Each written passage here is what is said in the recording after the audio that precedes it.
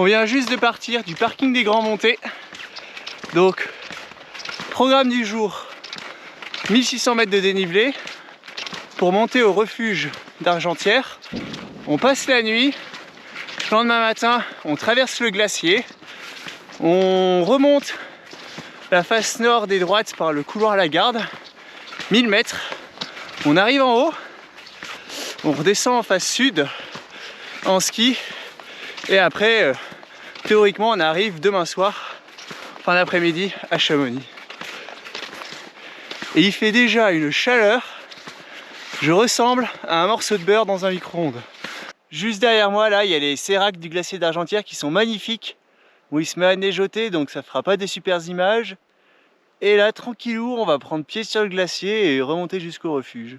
Actuellement, on est à 2300 mètres d'altitude.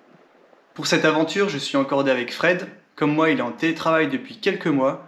Et nous passons nos pauses déjeuner à grimper sur les rochers au bord du lac d'Annecy. Une autre ambiance qu'ici. Pendant l'approche jusqu'au refuge, nous rencontrons deux jeunes pleins d'avenir, Jason et Rémi, avec qui nous ferons la course ensemble. Grand plat de glacier, là, ça avance. C'est long, mais on avance. Toujours le moment où tu te poses des questions existentielles, comme est-ce que j'ai pris assez de balisto? Pourquoi mon sac est si lourd? Finalement, j'ai peut-être pris trop de dégaines et trop de broches. Comment je peux négocier avec ma femme pour acheter des skis plus légers pour la prochaine fois?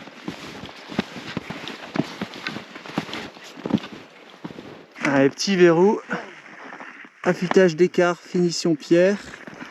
Et notre refuge qui est juste ici. Trop bien. Je vais, mais j'ai peur. Hein. Trop hâte de taper dans le saucisson.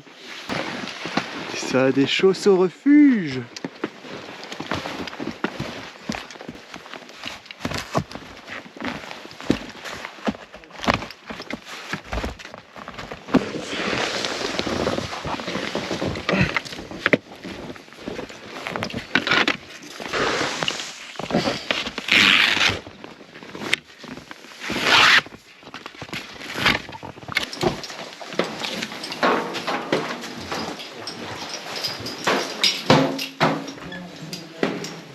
Regardez ça, on va être bien. Salle commune, ici, les dortoirs. Pour l'instant, on est 4 dans le refuge, donc ça va être, je pense que ça va être super bien. On verra s'il y a d'autres gens qui arrivent ce soir. Là, je suis sur le toit du refuge, et sur le toit du refuge d'Argentière, il y a une moto.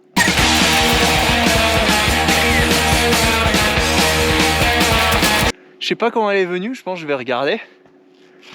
Mais c'est trop classe. Et donc on voit super bien ce qu'on va faire demain. Tac, on remonte au-dessus des séracs, on grimpe la petite goulotte fine, ensuite on est dans les grandes pentes de neige, on passe derrière les pontourniers et après on sort au sommet.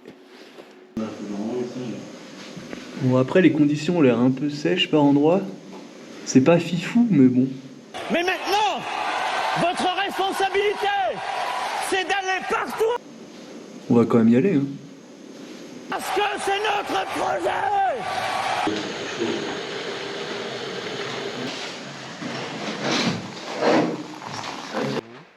4 h du matin, départ du refuge.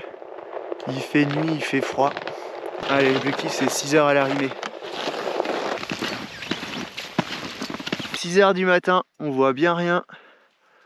On est à l'attaque du couloir et on voit les deux qui sont avec nous, qui viennent juste de partir. Il fait froid.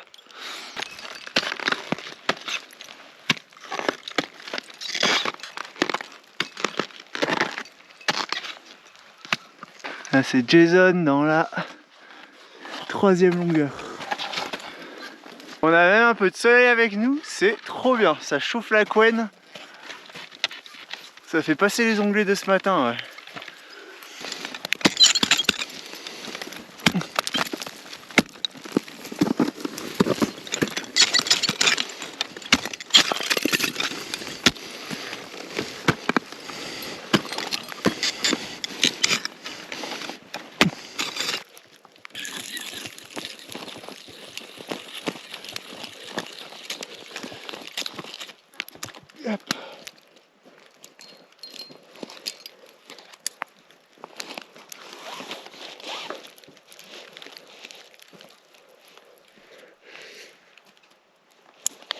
Ok.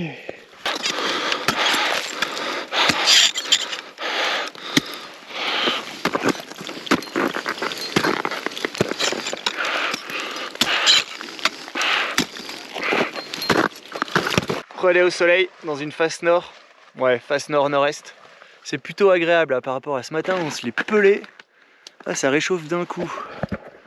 Et donc la suite. Tac tac tac, ça grimpe là-dedans. Et c'est pour Fred. Et là on est à peu près à la...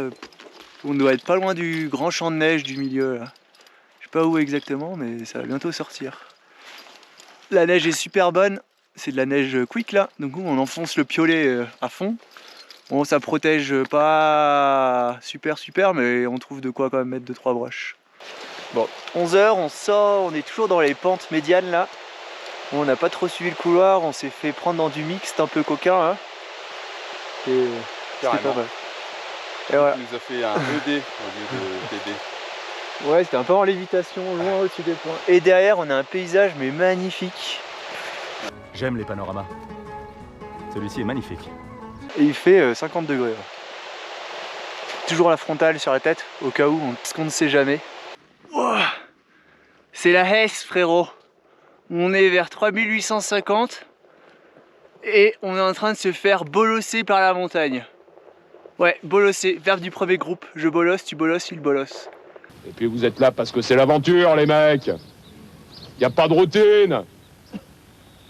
Y a pas, tiens, qu'est-ce que je vais manger ce soir? Qu'est-ce que la grosse, elle va m'avoir préparé? Ah, ça bartasse là dans un couloir.